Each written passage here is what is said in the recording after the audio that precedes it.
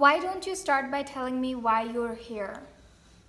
I am here because I am in despair, the deepest kind. Despite my best efforts, it just seems as though I can never be a Christian. It is all I want, and I can never have it.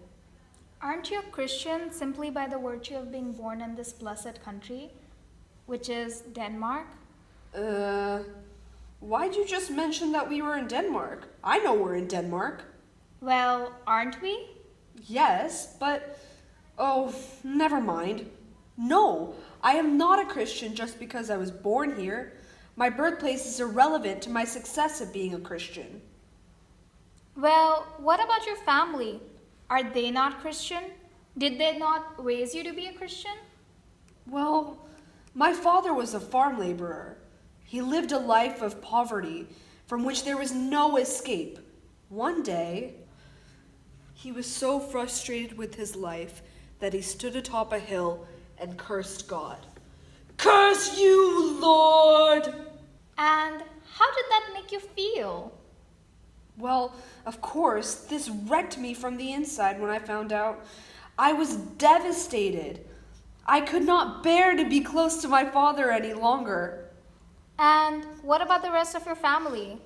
All my siblings, except for me and my brother Peter, perished before they turned 34. That was how old Christ was when he died, which, according to my father, was no accident.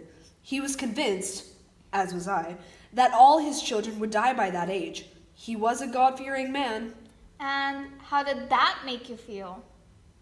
Do you ever say anything new? I suppose you think that's a job for philosophers.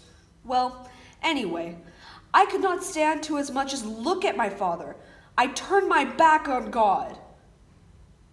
And it was only later, when my father fell seriously ill, that we reconciled. I found God again, too. Upon my father's passing, I threw myself into my studies and completed my dissertation. Oh, a dissertation.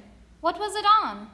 My dissertation was on the concept of irony with continual reference to Socrates. What? On the concept of irony with continual reference to Socrates. I mean, what was it called? On the concept of irony with continual reference to Socrates. Philosophy in college? Well, yes. Though I started out studying theology, I later abandoned it for philosophy. Why do you call it abandoning? Because all my life, all I have ever wanted to be is a Christian. I told you this, remember? You're my therapist. You should remember these things. It seems like moving from theology to philosophy must have had some kind of symbolic significance in your life. Yes, do tell me, wasn't there anything else happening in your life that made you happy? Friends? Lovers? Well, there was this girl, Regine Olsen.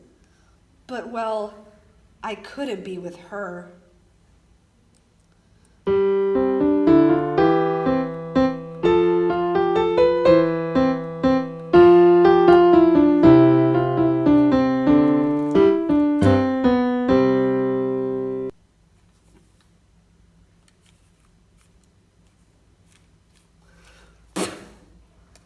Oh, what do I care for music? It's you I want. I have wanted you for years.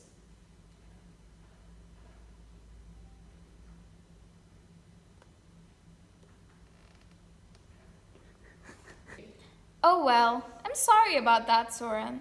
No, you misunderstand me. She did not turn me down. She said yes to me when I proposed, and we got engaged. But alas, I broke it off after less than a year. Why? It seems like you truly loved her. Why did you end it? Yes, I loved her deeply. But I did not have faith. Had I had faith, I would have married Regine.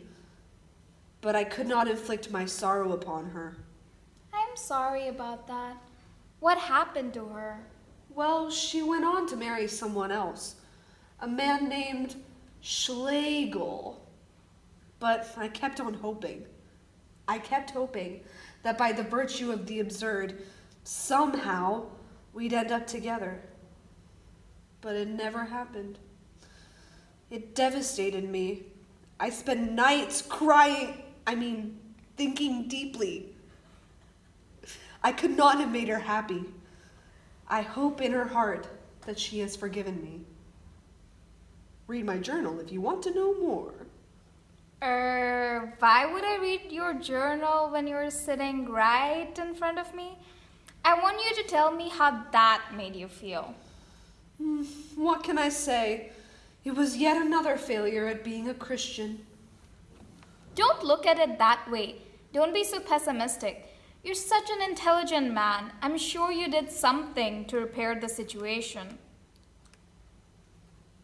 Well, I threw myself into writing philosophy. I wanted to show the world what being a Christian truly meant. Yet, I could never say it as myself, Soren, because I never succeeded at being a Christian in the first place. How could I use my own voice to tell others to be what I myself could not? So, I wrote a number of books, all as different personas and authors. They all had different points of view. Oh, interesting. Or insane. And did the writing help you take your mind off Regine? Well, I suppose it did in a way, but you should know that a lot of my writing is dedicated to her. I wrote like a madman. I was afraid I would die. I was approaching 34. But when I felt like the time had come to give up my philosophical work and set out to live the religious life, well, here I am, about to completely change my life to go become a pastor. I sure hope that no one takes my ideas and completely misrepresents them in a way that is utterly unacceptable to me. We love Kierkegaard. No, you fucking don't!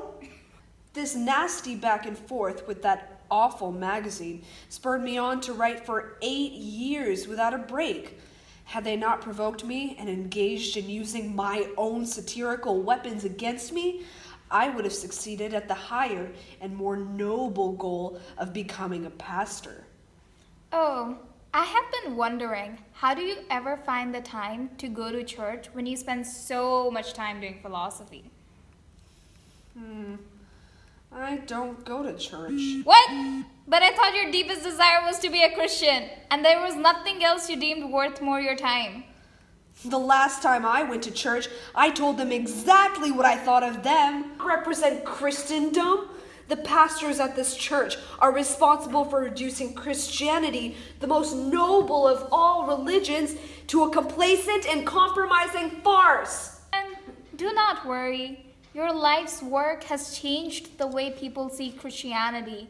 You're fighting for what you believe in, and that's nothing but admirable. You deserve peace and happiness. Thank you. Even though I can't believe you, you have helped me. I'm very glad to hear that. I'm afraid our time is up. See you next week. Or maybe not. Huh? 1. Okay. Kierkegaard did not show up the next week as he was too busy being dead. Huh? What? Stop telling people I'm dead!